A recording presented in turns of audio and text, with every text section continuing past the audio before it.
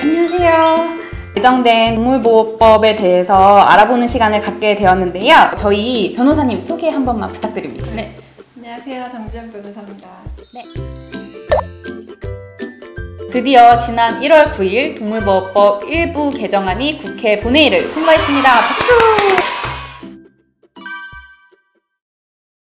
개정안의 주요 내용에 대해서 말씀드릴게요. 가장 눈에 띄는 거는 동물을 죽음에 이르게 하는 학대 행위의 처벌을 상향하는 것인데요. 또 동물을 유기한 소유자에 대한 제재를 기존의 과태료 처분에서 벌금형으로 강화하는 등 동물 학대 행위에 대한 처벌을 강화한 게 눈에 띕니다. 그리고 동물 판매업자로 하여금 동물을 판매할 경우에는 구매자의 이름으로 동물 등록 신청을 한 후에 판매하도록 한 것도 눈에 띄고, 맹견에 대해서 맹견 소유자로 하여금 맹견 보험에 의무적으로 가입하도록 하고 있습니다. 네, 과태료는 일단 형벌이 아니기 때문에 지자체장이 그동안 과태료를 부과하는 기관이었는데요. 지자체장의 경우에는 수사 권한이 없기 때문에 강제로 수사를 할 수가 없어요. 동물 유기범을 잡기가 어려웠죠. 벌금형은 형벌이거든요. 벌금형으로 바뀌면서는 이제 수사 권한을 가진 수사기관이 수사를 적극적으로 할 수 있기 때문에 아마 유기범을 잡는 사례가 좀 늘어나지 않을까 생각이 듭니다. 사실 몇 년 전에 동물농장에도 나왔던 사건인데요. 이제 편의점 앞에 강아지를 버리고 갔는데 그 장면이 CCTV에 찍혔는데도 불구하고 사실 처벌이 어려웠다고 해요. 그렇죠. CCTV를 압수하려면 수사권을 있는 사람이 해야 되니까. 네, 맞습니다. 동물을 유기하더라도 지금까지는 과태료에 불과하기 때문에 경찰 조사가 어려웠지만 이번 유기에 대한 처벌 강화가 한 해 10만 마리 이상이 버려지는 동물의 유기를 줄이는 데 더욱 기여할 수 있기를 바랍니다. 기존에는 동물 학대 행위라고 해서 상해를 입히든지 살해를 하든지 전부 이제 징역 2년 또는 2천만 원 이하 벌금으로 처벌 규정이 동일했는데 그 행위가 동일하게 평가받을 수 있는 것이냐에 대해서 문제가 있었죠. 그걸 의식해서 아마 살해하는 행위의 경우에는 처벌 규정을 좀 강화하지 않았나 생각합니다.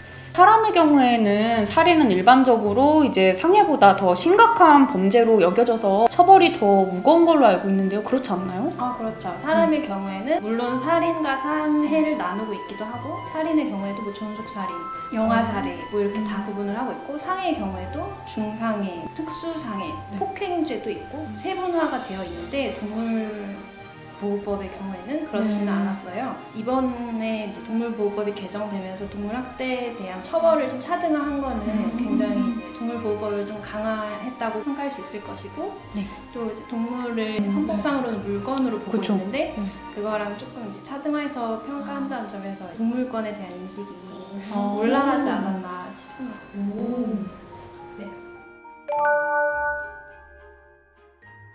징역형까지 선고가 가능하도록 처벌 규정은 되어 있지만, 막상 사법부가 판단을 할 때 아니면 뭐 수사기관이 약식명령 벌금 몇백만 원 이렇게 기소를 한다든지 그런 사례가 많았는데, 최근에는 이제 동물 학대한 사례만으로도 법정 구속까지 이어지는 사례가 한 최근 한 달, 두 달 이내에 계속 선고가 되고 있어서 고무적인 일이라고 생각합니다.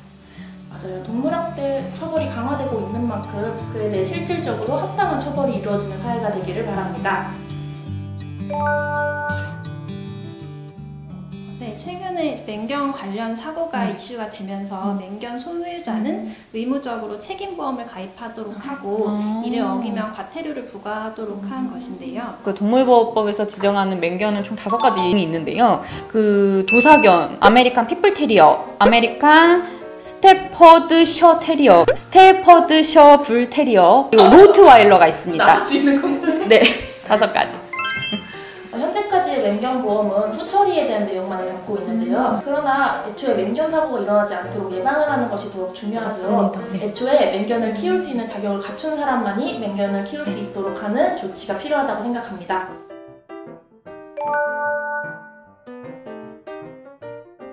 현행법상 동물 등록이 의무임에도 불구하고 동물 등록률이 현저히 낮았는데 동물 등록률을 높일 수 있고 구매자 이름으로 등록 신청이 되면은 유기도 방지할 수 있겠죠.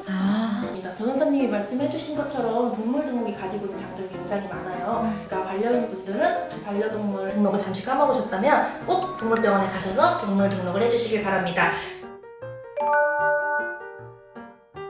동물 생산업을 운영하기 위해서는 신고만 하면 되는데요. 그러니까 신고라고 하는 거는 내가 여기 동물 생산업 이제 운영합니다 하면은 끝나는 거예요. 바로 이제 대부분 바로 수리가 되는 거죠. 근데 지금은 허가제로 바뀌면서 허가를 받으려면 요건을 갖춰야 되는 거죠. 조금 문턱이 높아진 경기라고는 할 수 있겠죠.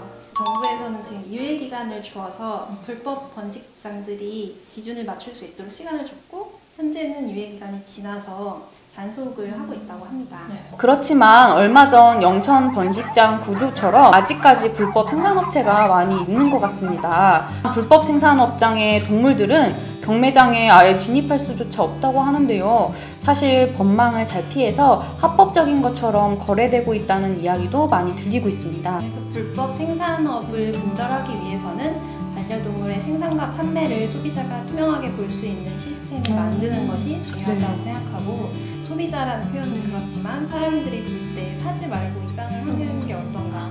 네, 지금까지 법률지원센터 정지연 변호사님을 모시고 개정된 동물보호법에 대해서 이야기를 들어보았는데요. 법의 올바른 개정도 중요하지만 사실 개정된 법이 잘 지켜지는지 매의 눈으로 감시할 필요가 있겠습니다.